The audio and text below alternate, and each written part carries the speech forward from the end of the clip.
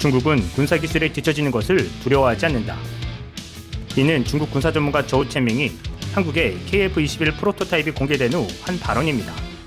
저우 채밍은 지난주 한국이 4.5세대 전투기의 프로토타입을 공개한 후 한국과 중국 양국이 서로 다른 수출 시장을 바라보고 있다면서 중국은 한국이 군사 현대화 측면에서 앞서가는 것을 두려워하지 않는다고 말한 것입니다. 그러면서 그는 KF-21이 완전히 작동하는 데는 수년이 걸릴 것이며 중국의 공군 전력도 그 시기에 개선될 것이라고 말했습니다. 중국 군사 전문가도 한국의 KF-21에 뒤처졌다고 인정할 만큼 중국의 5세대 전투기 개발은 그 민낯을 드러내고 있습니다. 중국은 현재 FC-31 또는 JE-31로 불리는 5세대 스텔스 전투기를 중국 선양항공공업공사가 야심차게 개발 중에 있습니다. 아직 베일에 쌓여져 있지만 온라인에 공유된 사진에 따르면 이 항공기의 프로토타입은 작년에 많은 수정을 거쳤을 거라 예상됩니다. 특히 중국에서 3대 기록까지 거론되는 FC-31에 대한 서방 전문가들의 평가는 매우 부정적입니다. 그 첫 번째 이유는 FC-31은 중국이 자존심에 의해 시간에 쫓기며 개발했다는 점입니다. 중국의 주변국들이 5세대 스텔스기 개발 경쟁에 뛰어들었을 때 중국만 늦었다는 위기의식에서 시작되어 무리한 스텔스기 개발을 추진했다는 평가입니다.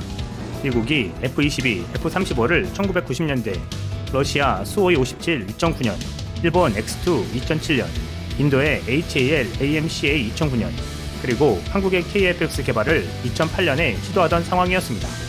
두 번째 이유는 모양만 스텔스기를 띤 가짜 5세대기로서 현 미 공군이 운영하는 F-18이나 F-15, 16과 비슷한 수준이라는 평가입니다.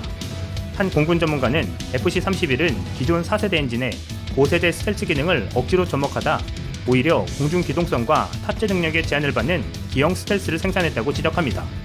게다가 FC-31은 미국 F-35의 복제품이라는 비판을 받고 있는 상황인데다 엔진도 러시아로부터 수입해 사용하는 상황이라 중국이 F-35에 필적할 만한 능력의 신형 함재기를 만들기는 어려울 것이란 분석이 지배적입니다. 세 번째 이유는 FC-31은 작전 목적이 애매해서 무용지물이라는 평가입니다. 5세대 스텔스기라 함은 제공권 장악은 물론 지상 공격과 근접 항공 지원이라는 세 가지를 소화할 수 있어야 하는데 FC-31은 해군 함재기로 운영할 경우 제공권 장악과 지상 공격 임무 모두를 수행하지 못할 것이라는 것이 군사 전문가들의 시각입니다. 그도 그럴 것이 FC-31은 J-20과 제작사가 다르며 중량 및 무장 그리고 공중 기동력이 완전히 다릅니다. FC-31은 젠-20보다 가볍고 단 중거리 미사일만 탑재하는 것으로 알려져 있습니다. 또한 F-31은 젠-20보다 단거리 표적 탐지에 유리한 고성능 KLJ-7A 능동 전자기 스캔선 배열 레이더를 갖고 있지만 젠-20은 FC-31보다 성능이 좋은 적외선 전자광학 추적 장치를 탑재하고 있어 장거리 표적 유도에 용이합니다. 이는 J-20과 FC-31이 다목적 임무를 위함이 아닌 J-20은 제공권 장악, FC-31은 지상 공격 임무로 분리해 제작되었음을 암시하는 것입니다. FC-31은 함재기와 수출형 두 가지로 구분되고 있는데 특히 심각한 문제는 기동력이 부족하다는 점입니다.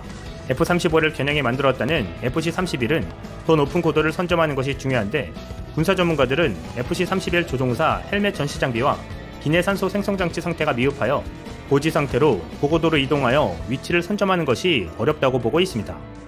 또한 젠-20이 실전 배치 이전에 초급 수준의 고개 비행만 시행한 이유가 아직 고등 비행 수준에 이르지 못했다고 보는 것입니다.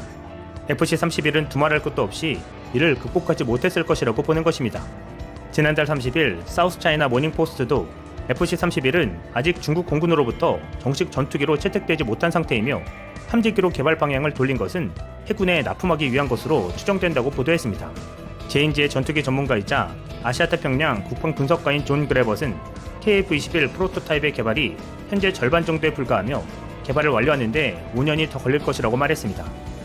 그는 항공기가 완성되면 대한민국의 수입 기술에 대한 국가의 의존도를 감소시킬 수 있는 전략적 우위에 서게 된다고 말했습니다.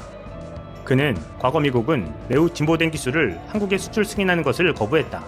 그러나 이제 한국은 자체 항공기를 보유하고 있어 다른 누구에게도 의존할 필요가 없다고 강조했습니다.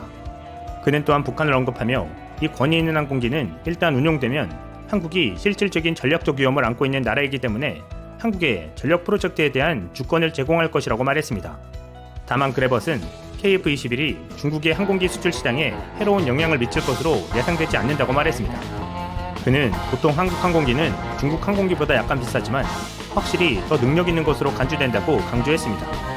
또한 그런 이유로 중국의 전투기 수출에 직접적인 영향이 있을지는 확신할 수 없다. 왜냐하면 그들은 아마도 같은 종류의 고객에게 가지 않을 것이기 때문이라고 언급했습니다. 이는 중국이 그나마 안도하는 이유입니다. 이런 가운데 스위스 언론에서도 한국 KF-21에 대한 관심이 높아지고 있습니다. 스위스의 20hours라는 국방 관련 인터넷 매체 레스블록스에 한국 항공우주산업 KF-21 불함의 공개라는 기사를 게재했습니다. 국방 관련 매체라 스위스의 밀떡들이 의미 있는 논쟁의 댓글을 많이 달았습니다. 먼저 한 네티즌은 한국의 KF-21이 스위스 공군에 좋은 도구가 될 수 있을까요? 라고 댓글을 달았습니다. 그러자 또 다른 네티즌은 현재 상황에서 완벽하게 유효한 주장입니다라며 한국은 현재 일반적인 서양과 러시아 및 중국에 대한 솔루션으로 대안을 제시하고 싶어 한다고 적었습니다. 또 이는 전투기 판매를 넘어서며 이 지역 시장에 투자하고자 하는 방법이라고도 말했습니다.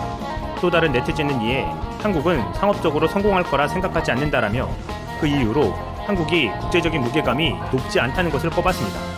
그러자 또 다른 네티즌은 한국이 국제적 무게감이 높지 않다고 해서 다른 나라에 전투기를 팔지 못할 거라 생각하지 않습니다.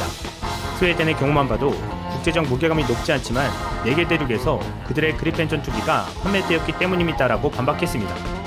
다른 네티즌은 스웨덴은 중립적이며 실제로 모든 사람에게 군사 장비를 수출하지 않습니다.